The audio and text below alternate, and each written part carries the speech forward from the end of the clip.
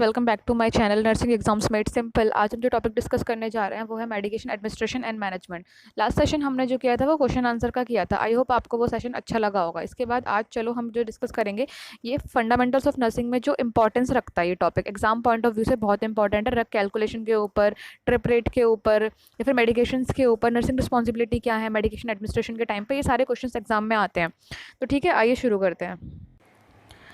तो medication administration में सबसे पहले आप ना ड्रग इफेक्ट्स पर आ जाइए। तो सबसे इंपॉर्टेंट जो हमारे पास है वो है हमारे पास डिजायर्ड इफेक्ट। सबसे पहले डिजायर्ड इफेक्ट को हम थेरेपेटिक इफेक्ट भी बोलते हैं। थेरेपेटिक इफेक्ट वो एक्शन है जिसके लिए कोई भी ड्रग प्रिस्क्राइब की जाती है।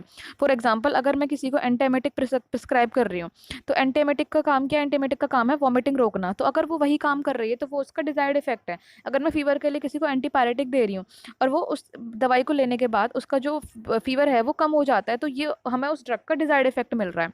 ठीक है, नेक्स्ट मूव ऑन कर जाते हैं। नेक्स्ट हमारे पास जो सेकंड है वो है एडवर्स इफेक्ट। एडवर्स इफेक्ट क्या होता है? Adverse effect harmful unintended effect होते हैं। मतलब ये इफेक्ट हम पहले से ना हमें पता नहीं होता कि किसी भी ड्रग को ले, जैसे किसी को एलर्जिक रिएक्शंस हो जाते हैं। जैसे जब भी हम एंटीबायोटिक्स शुरू करते हैं तो हम उसका सेंसिटिविटी टेस्ट क्यों करते हैं? मोस्टली जो एंटीबायोटिक है वो आफ्टर सेंसिटिविटी टेस्ट दी जाती है। जैसे हम इंटरडर्मल देते हैं, पहले हम ड्रग का छोटा सा वॉल्यूम पेशेंट की स्किन में डालते हैं जिससे हम उसकी एलर्जीज पता चल जाती हैं। उसके बाद हम, क्योंकि अगर हम बिना टेस्ट डोज दिए पेशेंट को डायरेक्ट कोई भी एंटीबायोटिक दे देंगे तो कभी कभी किसी किसी पेशेंट में बहुत ही हार्मफुल रिएक्शंस हो जाते हैं। एनाफाइलेक्सिस शॉक में चला जाता है पेशेंट, कोलैप्स हो जाता है। तो इसीलिए वो एडवर्स इफेक्ट्स होते हैं। मतलब डिजायर्ड इफेक्ट के अलावा जो हार्मफुल इफेक्ट्स मिलते हैं उन्हें हम एडवर्स इफेक्ट कहते हैं। इसके अलावा जो नेक्स्ट टॉक्सिक इफेक्ट है, टॉक्सिक इफेक्ट जो है वो सीरियस टाइप के एडवर्स इफेक्ट्स होते हैं। वो ये कब होते हैं? जब जो प्लाज्मा कॉन्सेंट्रेशन होता है किसी भी ड्रग का वो लाइफ थ्रेटनिंग सिचुएशन तक पहुंच जाता है। ठीक है, तो उसको हम टॉक्सिक इफेक्ट बोलते हैं। मान लीजिए कोई प्रीक्लेम्शिया की पेशेंट है, प्रीक्लेम्शिया की कोई पेशेंट है एक, हाँ तो कहाँ थे हम कि एक प्रीक्लेम्शिया के पेशेंट है। तो उसमें क्या है, मैग्नीशियम सल्फेट चलता है 24 आवर्स तक चलता है। आफ्टर मतलब एवरी 4 आवर्ली दिया जाता है पेशेंट को 24 आवर आफ्टर डिलीवरी, या फिर नॉर्मल डिलीवरी या फिर सी सेक्शन। तो उसमें क्या है, जो मैग्नीशियम लेवल होता है ना वो हमें पेशेंट का चेक करना होता है, जिसमें हम क्या पेशेंट का यूरिन आउटपुट देखते हैं, उसका नीजक चेक करवाते हैं हर एक डोज से पहले। तो अगर वो ड्रग जो है, अगर अपने जो टॉलरेंस लेवल होता है एक लाइव वो प्लाज्मा कॉन्सेंट्रेशन होता है, अगर वो उससे ज़्यादा हो जाती है तो वो बॉडी में टॉक्सिक इफेक्ट देने लग जाती है, जो कि काफ़ी सीरियस एडवर्स इफेक्ट हो जाते हैं। ठीक है, इसके अलावा हमारे पास जो नेक्स्ट है वो है साइड इफेक्ट। साइड इफेक्ट क्या होता है? ये वो रिस्पॉन्सेज होते हैं जो डिजायर्ड एक्शन के अलावा कुछ अनरिलेटेड होते हैं। इससे इंसान को इतना फर्क नहीं पड़ता, मतलब एडवर्स इफेक्ट्स नहीं होते, लेकिन थोड़ा सा अलग इफेक्ट होता है। जैसे कि कोई भी ड्रग लेने से बहुत सारे पेशेंट्स जो है वो नोजिया, वॉमिटिंग या जीआई इरिटेशन या फिर डायरिया कंप्लेन करते हैं। तो ये क्या है, नॉर्मल साइड इफेक्ट्स होते हैं उन ड्रग्स के। आगे आ जाइए। आगे हमारे पास जो है वो क्यूमुलेटिव इफेक्ट होता है। क्यूमुलेटिव इफेक्ट का मतलब क्या होता है? जब हम किसी भी पेशेंट को एक ही चीज़ का रिपीटेड डोजेस देते जाएंगे बार बार, तो कभी कभी ना किसी पेशेंट के अंदर वो जो डोजेस है ना वो एक्यूमुलेट होने लग जाते हैं धीरे धीरे। ठीक है, जैसे नॉर्मली जो हमारी बॉडी है वो किसी भी ड्रग को एक प्रॉपर टाइम के बाद एक्सक्रीट कर देती है। या तो यूरिन के थ्रू एक्सक्रीट होता है या फिर मोशन के थ्रू एक्सक्रीट होता है। ठीक है, तो लीवर या किडनी, ये दो जगह हैं जहाँ से वो ड्रग को एक्सक्रीट कर देते हैं। अगर वो एक्सक्रीट नहीं हो पा रही ड्रग, इसका मतलब वो एक्यूमुलेट होती जा रही है। तो इससे क्या होगा, ग्रेटर बायोलॉजी इफेक्ट आएगा उसका देन इनिशियल डोज। जो हमने जो डोज शुरू की थी ना वो उससे ज़्यादा उसका इफेक्ट निकल कर आएगा, तो उसको हम क्या बोलते हैं? क्यूमुलेटिव एक्शन बोलते हैं। ठीक है, नेक्स्ट हमारे पास क्या है? ड्रग डिपेंडेंस है। ड्रग डिपेंडेंस ऐसे मान सकते हैं कि ये फिजिकल और साइकोलॉजिकल रिलायंस हो जाता है किसी भी केमिकल एजेंट का उसका कंटिन्यू यूज़ करने के बाद। अगर उसका कंटिन्यू यूज़ करते रहोगे तो वो रिजल्ट क्या हो सकता है? एब्यूज़ हो सकता है उसका, या फिर एडिक्शन हो सकता है।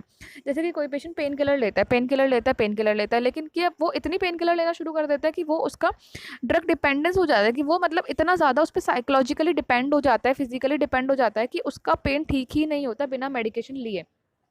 ठीक है, तो इसको हम क्या बोलते हैं? ड्रग डिपेंडेंस बोलते हैं। इसके अलावा हमारे पास दो रिस्पॉन्सेज और हैं, वो है इडियोसिंक्रेटिक रिस्पॉन्स और पैराडॉक्सिकल रिस्पॉन्स। जो इडियोसिंक्रेटिक रिस्पॉन्स होता है ना वो इंडिविजुअल का यूनिक रिस्पॉन्स होता है, मतलब अनप्रिडिक्टेबल होता है। हम इसमें ना बता ही नहीं सकते कि उसको कौन सा इफेक्ट आ रहा है, साइड इफेक्ट है, डिजायर्ड इफेक्ट है, क्यूमुलेटिव है, मतलब कौन सा इफेक्ट आ रहा है वो इडियोसिंक्रेटिक, मतलब हमें पता ही नहीं है। इसके अलावा जो पैराडॉक्सिकल इफेक्ट है इसका बता, पैराडॉक्सिकल इफेक्ट्स क्या होते हैं? ये वो रिस्पॉन्सेज होते हैं जो कंट्रास्ट करते हैं sharply then the usual expected response. जैसे फॉर एग्जांपल, आपने किसी पेशेंट को हाइपरटेंशन के लिए नाइट्रोग्लिसरीन शुरू करा है। ठीक है, इन्फ्यूज़न शुरू करा है आपने नाइट्रोग्लिसरीन का, लेकिन इसकी वजह से जो पेशेंट का ब्लड प्रेशर है वो कम होने की बजाय और ज़्यादा इंक्रीज़ हो गया है। ठीक है, तो इसको ये क्या हो गया हमारे पास? ये हमारे पास क्या है? पैराडॉक्सिकल रिएक्शन है। समझ गए आप? नेक्स्ट आ जाइए। नेक्स्ट हमारे पास है टॉलरेंस। टॉलरेंस क्या होता है? कि टॉलरेंस एक एबिलिटी होती है, नॉर्मली जो पेशेंट जितना अमाउंट ले रहा होता है, ठीक है, वो उसको वो उस ड्रग पे धीरे धीरे डिपेंड होने लग जाता है, क्योंकि जो नॉर्मल डोज है वो उतना इफेक्ट उसको नहीं दे पाता है, तो वो धीरे धीरे उसका डोज इंक्रीज करने लग जाता है to get the possible effects. लेकिन इससे क्या होता है कि वो उसकी बॉडी में तो वो टॉक्सिक लेवल तक पहुंच जाएंगे, लेकिन उस पेशेंट को उससे क्या सेम इफेक्ट आएगा। समझ रहे हो आप? जैसे कि पेन किलर की मैं बात करूँ, एक पेशेंट जो है वो 10 mg वोवरॉन खाता है, ठीक है, लेकिन वो उसको पेन फिर भी रहता है, वो धीरे धीरे 1-2 दिन तक 10 mg वोवरॉन ही खाता है, उसका पेन ठीक हो जाता है। लेकिन तीसरे दिन चौथे दिन से क्या होता है, उसका पेन जो है 10 mg वोवरॉन से भी ठीक नहीं होता है, वो क्या करता है 15 mg वोवरॉन लेना शुरू कर देता है। अगले 2 दिन के बाद 15 mg लेते लेते उसका पेन 15 से भी ठीक नहीं होता, वो 20 mg वोवरॉन लेने लग जाता है। तो ये क्या है कि उसको सेम इफेक्ट लेने के लिए, मतलब पेन कम करने के लिए वो डोजेस बढ़ाता जा रहा है, इसका मतलब उसकी बॉडी का टॉलरेंस लेवल खत्म होता जा रहा है। ठीक है, तो इसको बोलते हैं कि वही सेम इफेक्ट लाने के लिए हम टॉक्सिक लेवल तक पहुंच रहे हैं, हम धीरे धीरे उसकी डोज इंक्रीज करते जा रहे हैं, इसको हम टॉलरेंस बोलते हैं। नेक्स्ट हमारे पास है हाइपर सेंसिटिविटी। हाइपर सेंसिटिविटी क्या होता है? एक सीवियर एलर्जिक रिएक्शंस होता है, जो किसी से भी हो सकता है, ड्रग से हो सकता है, फूड से हो सकता है। इसमें क्या है, मेनली एनाफाइलेक्टिक शॉक होता है पेशेंट को। अगर किसी भी, जैसे इसीलिए तो मैंने बोला था पहले कि हम एएसटी कराते हैं पेशेंट में, एंड एलर्जन सेंसिटिविटी टेस्ट कराते हैं। इसमें क्या है, अगर हम किसी पेशेंट को बिना एएसटी कराए हम कोई एंटीबायोटिक दे देते हैं तो वो एनाफाइलेक्टिक शॉक में चला जाता है कभी कभी। ये बहुत ही लाइफ थ्रेटनिंग एपिसोड होता है, इसमें ब्रोंकियल कॉन्स्ट्रिक्शन हो जाता है, एडिमा हो जाता है एयरवे का, और एयरवे प्रॉपरली पूरी तरह से ऑब्स्ट्रक्ट हो जाता है। इसके अलावा क्या हो जाएगा, इसके अलावा जनरली जनरलाइज्ड वैसोडाइलेशन हो जाएगा, सर्कुलेटिंग ब्लड वॉल्यूम कम हो जाएगा, ब्लड वॉल्यूम कम हो जाएगा तो पेशेंट का जो बीपी है वो डिक्रीज, ब्लड प्रेशर है वो डिक्रीज होना शुरू हो जाएगा धीरे धीरे, क्योंकि एलर्जन जो एडमिनिस्टर हुआ है इंडिविजुअल के अंदर वो एंटीबॉडीज प्रोड्यूस करना शुरू कर देगा। ठीक है, तो आप जो नेक्स्ट डोज दोगे वो नेक्स्ट डोज नहीं दे पाएगा, नेक्स्ट डोज देने से ही उसका जो रिएक्शन है वो और ज़्यादा वो हो जाएगा, डेंजरस हो जाएगा। इसके अलावा अर्टिकेरिया हो जाता है किसी किसी पेशेंट को, प्यूरिटिक स्किन इरप्शंस हो जाते हैं, एंजियोडीमा हो जाता है, फ्लूइड एक्युमुलेशन हो जाता है पेरी ऑर्बिटल, ओरल और रेस्पिरेटरी इश्यूज में। और delayed reaction, with delayed reaction में हमारे पास क्या, रैशेज और फीवर आ जाते हैं किसी भी ड्रग थेरेपी के दौरान। तो ये क्या है, एनाफाइलेसिस रिएक्शन के अंदर आता है। इसके बाद हम आ जाते हैं नेक्स्ट, हमारे पास जो है वो है ड्रग और फूड मतलब इंटरेक्शंस हैं। ड्रग इंटरेक्शंस में क्या होता है, 2 तरह के इफेक्ट होते हैं, एक एंटागोनिस्ट होता है, एक सिनर्जेटिक या फिर पोटेंशिएटिक इफेक्ट होता है। जो एंटागोनिस्ट से इनहिबिटिंग इफेक्ट होता है उसमें क्या होता है, अगर हम 2 ड्रग पेशेंट को एक साथ दे रहे हैं, ठीक है, मैंने पेशेंट को 2 ड्रग दी, तो उससे क्या होता है, जो एक ड्रग है ना वो दूसरे के इफेक्ट को या तो इंक्रीज कर देती है या डिक्रीज कर देती है। अगर वो एक ड्रग दूसरे के इफेक्ट को डिक्रीज कर रही है तो उसको हम एंटागोनिस्ट बोलते हैं, ठीक है, इनहिबिटिंग एजेंट बोलते हैं। जैसे कि अगर मैं किसी पेशेंट को लेजिक्स दे रही हूँ और लेजिक्स के साथ में क्या कर रहे हैं, वो एस्पिरिन भी ले रहा है, ठीक है। अब इसमें क्या है, एस्पिरिन सही से लिखती हूँ, वो क्या कर रहा है, एस्पिरिन भी ले रहा है, तो जो एस्पिरिन है और जो लेजिक्स है, दोनों को जो एक्सक्रीशन का रूट है ना वो सेम है, वो किडनी से एक्सक्रीट होती हैं। अब जो लेजिक्स है वो पेशेंट का आउटपुट इंक्रीज कर देगा, ज़्यादा सोडियम और ज़्यादा वाटर को बाहर निकालेगा, जिसकी वजह से क्या होगा, जो एस्पिरिन है वो ज़्यादा से ज़्यादा बॉडी से एक्सक्रीट हो जाएगी जल्दी। तो जिसका जो नॉर्मल जो उसका काम है, नॉर्मल डोज है, वो अपने डोज से काम नहीं कर पाएगी, हमें उसका ज़्यादा डोज देना पड़ेगा पेशेंट को। तो इसमें क्या है, जो लेजिक्स है एस्पिरिन के लिए कैसे काम कर रहा है, एंटागोनिस्ट इफेक्ट दे रहा है। समझ रहे हो? सेकंड जो हमारे पास है वो सिनर्जेटिक इफेक्ट है। सिनर्जेटिक इफेक्ट क्या है, तो पोटेंशिएटिंग इफेक्ट होता है। यहाँ पे मैंने फिर से सेम ड्रग दी है, लेकिन जो एक ड्रग है वो दूसरे के इफेक्ट को क्या करेगी, इंक्रीज कर देती है, प्लस कर देती है। मान लो कि अगर हम उसका डोज रिड्यूस भी कर देते हैं तब भी उसका इफेक्ट बराबर आता रहता है, ठीक है, इसको हम सिनर्जेटिक भी पोटेंशियल इफेक्ट बोलते हैं। इसके अलावा एग्जाम पॉइंट ऑफ व्यू से हमारे पास क्या इंपॉर्टेंट है, वो है थेरापेटिक डोजेस इंपॉर्टेंट होते हैं, थेरापेटिक इंडेक्स इसको बोलते हैं, ये इंपॉर्टेंट होता है। थेरापेटिक इंडेक्स क्या होता है, एक नैरो मार्जिन होता है सेफ्टी डोज के ऊपर और हाई डोज के ऊपर, टॉक्सिक लेवल्स के ऊपर, इन दोनों का सेफ्टी मार्जिन को हम थेरापेटिक इंडेक्स बोलते हैं। इसके अलावा एक सीरम कॉन्सेंट्रेशन के ऊपर इतना क्वेश्चन आता नहीं, बस इंपॉर्टेंट क्या आता है, एक पीक लेवल होता है, एक ट्रफ लेवल होता है। पीक लेवल जो होता है वो हाईएस्ट कंसंट्रेशन है किसी भी ड्रग का, जो ट्रफ लेवल है वो लोएस्ट कंसंट्रेशन है किसी भी ड्रग का। पीक लेवल हमें कब मिलता है, ओरल, अगर हम किसी को ओरल एंटी दे रहे हैं तो वो 1 to 2 आवर्स मिलता है after oral, 1 hour after IM and 30 minutes after IV। और जो ट्रफ लेवल है, जो लोएस्ट ड्रग है, वो आता है with in 15 minutes of next schedule dose. ठीक है, इसका एक क्वेश्चन मैंने देखा था, वैसे ज़्यादा क्वेश्चन इसका आता नहीं है, बता देती हूँ इस क्वेश्चन में क्या पूछा था, कि मान लीजिए किसी पेशेंट को मैग्नीशियम सल्फेट चल रहा है, ठीक है, क्या चल रहा है, मैग्नीशियम सल्फेट देता है, जो क्या चलता है वो एवरी 4th हार्डली दिया जाता है पेशेंट के अंदर, ठीक है। तो क्वेश्चन में ये था कि अगर हमें मैग्नीशियम लेवल चेक करना है उसका, तो सबसे जो लोएस्ट हमें जो ट्रफ लेवल है वो कहाँ कब कब देख सकते हैं, कौन से टाइम पे मिलेगा। तो इसमें क्या है, जो ट्रफ लेवल है वो कब देख सकते हैं हम उसका, इसको मिटा देती हूँ। ट्रफ लेवल हमें कब मिल सकता है, जो नेक्स्ट उसकी डोज है, मान लो उस पेशेंट को 2 बजे 2 PM पे एक डोज मिली है, तो नेक्स्ट डोज उसकी कब आएगी, 6 PM पे आएगी, क्योंकि 4 आवर्स बाद मिल रही है। तो क्या है, जो हमारा जो 5:30 का ड्यूरेशन होगा, 5:45 का ड्यूरेशन, ठीक है, 5:45 PM का वो बेस्ट टाइम होता है उस ड्रग का लोएस्ट लेवल देखने के लिए। उस टाइम पे अगर हम ब्लड टेस्ट करेंगे तो हमें उस ड्रग का लोएस्ट लेवल मिलेगा, इसको हम ट्रफ या रेजिडुअल वॉल्यूम भी बोलते हैं। ठीक है, ये क्वेश्चन आया था, इससे ज़्यादा क्वेश्चन इसमें आते नहीं है। थोड़ा सा मेम्ब्रेन बैरियर्स डिस्कस कर लेते हैं। हमारी बॉडी में ना दो तरह के मेम्ब्रेन बैरियर्स होते हैं, एक प्लेसेंटल बैरियर होता है, एक ब्लड ब्रेन बैरियर होता है। जो प्लेसेंटल मेम्ब्रेन होता है ना, वो स्पेशली किसके लिए काम आता है, जैसे कि जो फीटस है ना, फीटस होता है, एक फीटस एक प्लेसेंटा से माँ से जुड़ा होता है, ठीक है। तो ये जो है ये हमारा क्या है, प्लेसेंटल बैरियर है। इसमें क्या है, जो माँ अगर कोई भी ड्रग वगैरह लेती है ना, कोई ड्रग ले रही है, अल्कोहल ले रही है, स्मोकिंग कर रही है, तो वो बहुत सारी चीज़ें हैं जो फीटस में नहीं जा पाती हैं। क्यों नहीं जा पाती है, क्योंकि प्लेसेंटल बैरियर उसने जाने से रोक लेता है। लेकिन बहुत सारी ड्रग ऐसी भी होती हैं जो टेरेटोजेनिक होती हैं, और वो क्या करती हैं, वो फीटस में पास ऑन कर जाती हैं, ठीक है। तो क्योंकि वो जो प्लेसेंटल बैरियर है उसको क्रॉस कर जाती है, जैसे कि मैं फॉर एग्जांपल बताती हूँ आपको कौन कौन सी ड्रग्स हैं। जैसे कि हम जो प्रेग्नेंट फीमेल्स होती हैं उनमें हम कैल्शियम चैनल ब्लॉकर्स नहीं देते हैं, ठीक है। कैल्शियम चैनल ब्लॉकर नहीं देते, जैसे कि एम्लोडिपिन, ठीक है। अगर पेशेंट जो हाई बीपी के पेशेंट आते हैं हमारे पास प्रेग्नेंट वाले, उनमें हम एम्लोडिपिन नहीं देते, क्योंकि जो एम्लोडिपिन होता है वो प्लेसेंटल बैरियर को क्रॉस कर जाता है। क्रॉस करने के बाद को क्या कॉज करता है, टेरेटोजेनिक इफेक्ट्स देता है फीटस के अंदर। वो क्या कर देता है, वो रीनल एजेनेसिस कर देता है बच्चे के अंदर, ठीक है। इसीलिए हम क्या करते हैं, हम ये ड्रग नहीं देते हैं। जो प्रेग्नेंट फीमेल्स होती हैं हम उसमें ऐसे ड्रग्स प्रेफर करते हैं जो प्लेसेंटल बैरियर को क्रॉस ना करें। जैसे कि अगर हमें हाई बीपी वाले पेशेंट को देना है तो हम लेबेटालॉल प्रेफर करते हैं, क्योंकि जो लेबेटालॉल है वो कोई भी टेरेटोजेनिक इफेक्ट शो नहीं करता है। दूसरा हमारे पास जो बैरियर आता है वो आता है ब्लड ब्रेन बैरियर, ठीक है। बहुत सारे ड्रग्स हमारे ऐसी भी होते हैं जो हमारे ब्लड ब्रेन बैरियर को क्रॉस नहीं कर पाती हैं। एक्चुअली हमारे में क्या होता है, जो हमारा ब्रेन है, ये हमारा मेडुला है, ये हमारी बॉडी है, ठीक है। जैसे कोई भी ड्रग होती है, यहाँ पे हमारा एक ब्लड ब्रेन बैरियर होता है।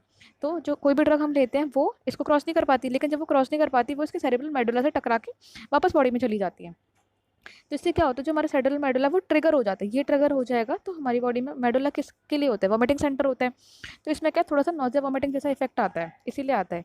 अगर हमारी सारी ड्रग्स जो ब्लड ब्रेन बैरियर में क्रॉस कर जाएंगी तो वो साइकोटिक इफेक्ट्स देने लग जाएंगी। सिर्फ साइकोटिक ड्रग्स ही होती हैं जो ब्लड ब्रेन बैरियर को क्रॉस करके ब्रेन तक पहुंच जाती हैं। आपने कभी डोपामिन के बारे में पढ़ा होगा, जैसे कभी उसमें कहते हैं अल्जाइमर्स डिसीज वगैरह जो होती है, पार्किंसंस डिसीज, सॉरी अल्जाइमर्स नहीं, पार्किंसंस डिसीज जो होती है उसमें डोपामिन कम हो जाता है पेशेंट के अंदर। हम डोपामिन के लिए पेशेंट को ड्रग देते हैं, लेकिन उसमें क्या करते हैं, हम डायरेक्ट डोपामिन पेशेंट को नहीं दे सकते, क्योंकि जो डोपामिन होता है वो ब्लड ब्रेन बैरियर को क्रॉस नहीं कर पाता है, तो वो ब्रेन में जा ही नहीं। अगर हम उसे डोपा की फॉर्म में देते हैं, जैसे कि लीवोडोपा जो होता है वो ब्लड ब्रेन बैरियर को क्रॉस कर जाता है और ब्रेन में जाकर डोपामिन बनाता है।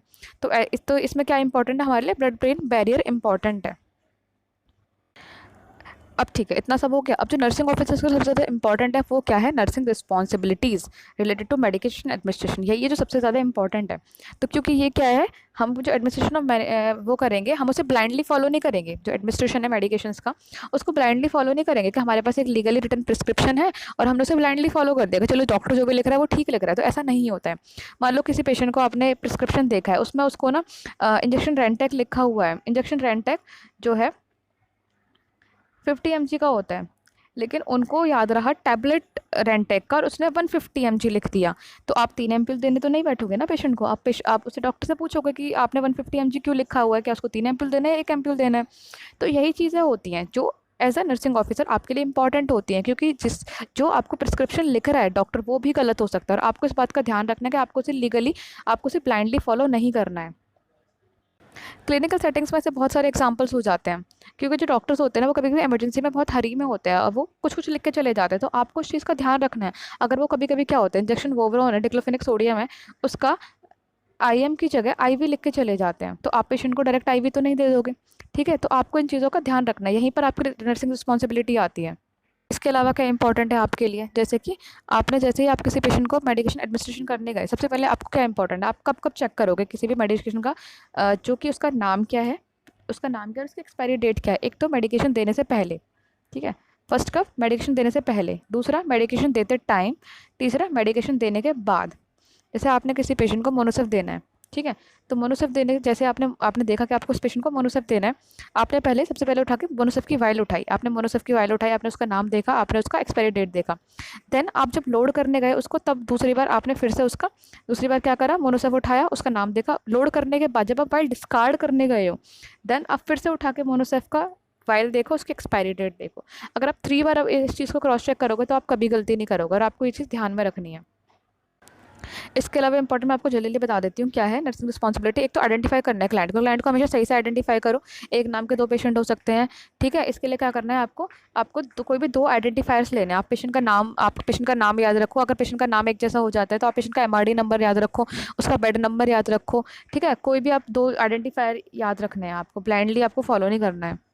जब भी कोई पेशेंट आपके पास एडमिट होता है तो आपको ये इंपॉर्टेंट है कि वो एडमिशन से पहले कौन कौन से ड्रग्स ले रहा था और उसे फिर से कंपेयर करो कि क्या हम वो ड्रग्स फिर से स्टार्ट तो नहीं करने वाले हैं। तो इसको हम क्या बोलते हैं, इसको हम मेडिकेशन रिकैंसलेशन बोलते हैं। तो ये भी थोड़ा सा इंपॉर्टेंट है।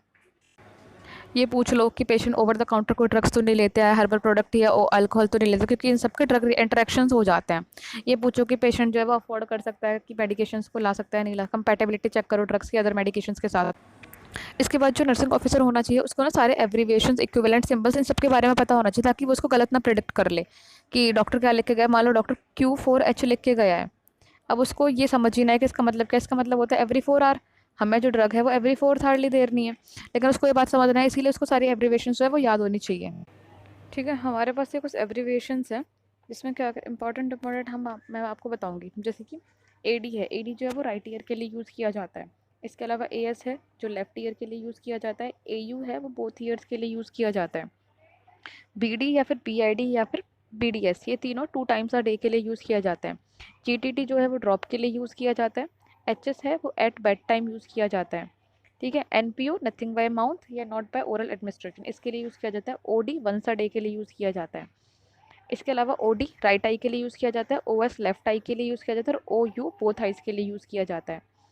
PO पर माउथ मतलब ओरली जो भी मेडिकेशन देते हैं उसके लिए। PR रेक्टली के लिए यूज़ किया जाता है। जो PRN है, PRN और SOS ये एज नीडेड के लिए यूज़ किए जाते हैं। Q जो है वो एवरी, जैसे अभी मैंने Q4H बताया था, Q जो है वो एवरी के लिए यूज़ किया जाता है। अगर Q1D लिखा होगा इसका मतलब है एवरी डे। Q1H लिखा होगा इसका मतलब एवरी आवर। Q2H लिखा होगा तो एवरी 2 आवर्स। Q4H लिखा होगा तो एवरी 4 आवर्स। 6H का मतलब एवरी 6 आवर्स। 8H का मतलब एवरी 8 आवर्स देना पड़ेगा, ठीक है। QD का मतलब होता है एवरी डे। QHS का मतलब होता है every night at bed time. QDS या फिर QID का मतलब होता है 4 टाइम्स अ डे, ठीक है। तो ये सारे एब्रीवेशंस हैं, इसमें बाकी इंपॉर्टेंट नहीं। एक ये है स्टैट है। स्टैट का क्या होता है, इमिडिएटली होता है, अभी के अभी हमें स्टैट डोज देना है। TDS का मतलब 3 टाइम्स अ डे होता है, ठीक है। तो ये सारे एब्रीवेशंस हैं। जो एब्रीवेशन के बाद हमारे पास जो इंपॉर्टेंट है वो हमारे पास आ जाता है, वो ये है 5 राइट्स ऑफ मेडिकेशन, ठीक है। ये इंपॉर्टेंट आपने पढ़ा होगा PSC में, मैं ऐसे नहीं बताऊंगी। राइट क्लाइंट है, राइट मेडिकेशन, राइट डोज है, राइट रूट है, राइट टाइम है। इसके अलावा एडिशनल 5 राइट्स भी हैं। इसमें क्या है, राइट क्लाइंट एजुकेशन है, राइट डॉक्यूमेंटेशन है, राइट टू रिफ्यूज है, राइट क्लाइंट असेसमेंट है, राइट इवोल्यूशन है, ठीक है। इसको मैं डिटेल में नहीं पढ़ाऊंगी क्योंकि आपने BSc में सब कुछ ये पढ़ा हुआ है। अब हम कॉमन रूट्स पे बात करते हैं। कॉमन रूट्स में हमारा सबसे पहले क्या ओरल आता है। ओरल मोस्ट कॉमन है, कन्वीनियंट है, लीस्ट एक्सपेंसिव है। इसका जो एब्जॉर्प्शन है ना थोड़ा सा स्लो हो जाता है और अनप्रेडिक्टेबल होता है। मेन इसमें साइड इफेक्ट देखने को क्या मिलता है, GI इरिटेशन हो जाती है। इसलिए हम पेशेंट को बोलते हैं कभी भी एम्प्टी स्टमक कोई मेडिकेशन नहीं लेनी है, हमेशा कुछ खाने के बाद ही मेडिकेशन लेनी है। इसके अंदर क्या आएगा, इसके अंदर टैबलेट, कैप्सूल, पिल्स, पाउडर ये सब आते हैं। एंट्री कोटेड टैबलेट्स आती हैं, सस्पेंशन आते हैं। जो एंट्री कोटेड टैबलेट्स होती है ना उन्हें क्रश नहीं करना चाहिए। स्पेशली इसमें प्रॉब्लम किन पेशेंट्स में आती है, जो कि NG ट्यूब फीडिंग ले रहे होते हैं। ट्यूब फीडिंग में हमें क्या होता है पेशेंट्स को कि हम पेशेंट को टैबलेट्स क्रश करके देने लग जाते हैं, तो वो उसका ना डिजायर्ड इफेक्ट जो होता है वो इफेक्ट नहीं दे पाता। सस्पेंशन मोस्टली बच्चों में यूज़ होते हैं, इसे हमेशा ना देने से पहले हमें शेक कर लेना चाहिए। ये सब आप पढ़ ले। इसमें हर एक लाइन में तो डिटेल में नहीं समझाऊंगी, ठीक है। इसके अलावा सबलिंगुअल होता है। सबलिंगुअल आपको पता है टंग, ये प्लेस करते हैं हम अंडर द टंग, ये एब्जॉर्ब हो जाती है रैपिडली और डायरेक्टली ब्लड स्ट्रीम में चली जाती है। पेरेंटल रूट्स जो होते हैं हमारे पास वो IV होते हैं, IM होते हैं, सब क्यू होते हैं, ठीक है। ये हमारे पास पेरेंटल रूट्स होते हैं, ये भी ये सब आपको पता है। इंटरडर्मल रूट्स होते हैं। इंटरडर्मल में स्पेशली स्मॉल वॉल्यूम दिया जाता है। ये स्पेशली ना एलर्जिक AST करने के लिए यूज़ होता है, BCG देने के लिए यूज़ होता है, ट्यूबरकुलिन टेस्ट करने के लिए यूज़ होता है, इसमें यूज़ होता है। इसके अलावा जो सब क्यू है, सब क्यू में हम 0.5 से लेकर 2 ml तक यूज़ कर सकते हैं टिश्यूज़ में just below the skin. SubQ में कौन कौन से ड्रग्स है, फॉर एग्जांपल जैसे पेशेंट को इंसुलिन दिया जाता है, इंसुलिन का मोस्टली क्या है सबक्यू यूज़ किया जाता है 0.5 ml का। इसमें इंट्रामस्कुलर में क्या होता है, इंट्रामस्कुलर में अप टू 3 ml दे सकते हैं, ये मसल्स में दिया जाता है। वेंट्रोग्लूटल दे सकते हैं, डर्सोग्लूटल दे सकते हैं। बच्चों में जो है वेस्टास लेटरलिस में देते हैं, रेक्टस फेमोरिस में, डेल्टोइड में दे सकते हैं। इसकी एक पिक्चर दिखा देती हूँ आपको, एक सिंपल सी है इस पिक्चर को आप ध्यान से देखिए, इससे आप समझ जाओगे। जो इंट्रामस्कुलर इंजेक्शन होता है ना उसको 90 डिग्री के एंगल पे दिया जाता है क्योंकि वो एकदम मसल्स में जाता है, ठीक है। दूसरा सबक्यूटेनियस जो इंजेक्शन होता है उसे हमें 60 डिग्री तक दिया जाता है, 60 या फिर 45 तक, क्योंकि हमें उसे मसल्स में नहीं लेकर जाना है। इंट्रावेनस जो इंजेक्शन होता है वो 30 डिग्री के एंगल पे दिया जाता है। जो इंटरडर्मल इंजेक्शन होता है वो 15 डिग्री एंगल पे दिया जाता है। इस पिक्चर से आप आराम से समझ जाओगे। वैसे भी आपने सब कुछ अपने ग्रेजुएशन में पढ़ा हुआ है तो इतना सब कुछ हम एंट्रेंस एग्जाम के लिए मैं आपको नहीं समझाऊंगी। ये आईएम इंजेक्शन के ना थोड़े से इंजेक्टेबल वॉल्यूम्स हैं। इसके ऊपर ना एक क्वेश्चन आ जाता है कि मैक्सिमम हम कितना वॉल्यूम दे सकते हैं। मैक्सिमम हम जो सोच के चलते हैं ना वो 3 ml सोच के चलते हैं कि हम, लेकिन अगर हम यहाँ पे देखें जो वेंट्रोग्लूटल साइड है उसमें हम 2.5 ml 2.5 ml दे सकते हैं पेशेंट को। जो वेस्टास लेटरालिस है ना उसमें हम 5 ml तक भी पुश कर सकते हैं। डेल्टॉइड में हम सिर्फ 1 ml तक पुश कर सकते हैं। रेक्टस फेमोरिस है उसमें 5 ml, डॉर्सोग्लूटल में 4 ml तक कर सकते हैं। तो अगर जो क्वेश्चन आता है ना कि मैक्सिमम वॉल्यूम का रिस्पेक्टिव ऑफ द साइड, तो हम 5 ml पे ही जाएंगे कि मैक्सिमम 5 ml वॉल्यूम जो है वो इंजेक्ट कर सकते हैं पेशेंट में। इंट्रावेनस वो होते हैं जो डायरेक्टली वेन में दिए जाते हैं। कॉन्टिन्यूस इन्फ्यूजन हो सकता है, इंटरमिटेंट इन्फ्यूजन हो सकता है, पिग्गी बैक के थ्रू हो सकता है, ठीक है, या फिर इंट्रावेनस बोलस पुश हो सकता है। ये सब आपको पता है। इसके अलावा ट्रांसडर्मल पैचेस होते हैं जो स्किन पे यूज़ किए जाते हैं स्किन प्रिपरेशंस में, स्पेशली जो पेन जो हमारे पास मॉर्फिन के पैचेस आते हैं या फिर जो पेन किलर्स होते हैं ना उसके पैचेस आते हैं। मॉर्फिन का पैचेस है, फैंटेनिल के पैचेस हैं, ये सब यूज़ होते हैं। इनहेलेशन है हमारा नेक्स्ट डोज, उसमें जैसे मीटर डोज अस्थमा के पेशेंट जो है वो इनहेलर लेते हैं, मीटर डोज इनहेलर है या फिर नेबुलाइजर है, ये सब इनहेलेशन के अंदर आता है। टॉपिकल प्रिपरेशन है, टॉपिकल वो होते हैं जो हमारी स्किन पे लगाई जाती है फिर किसी बॉडी कैविटीज़ में डाले जाते हैं। बॉडी कैविटीज़ वाले को ना हम इंस्टॉलेशन भी बोलते हैं, ठीक है। इंस्टॉलेशन जैसे कि ब्लडर है, आइज़ है, ईयर, नोज, वजाइना, इन सब में जो मेडिकेशन डाली जाएगी उसे हम टॉपिकल एडमिनिस्ट्रेशन या फिर इंस्टॉलेशन बोलेंगे।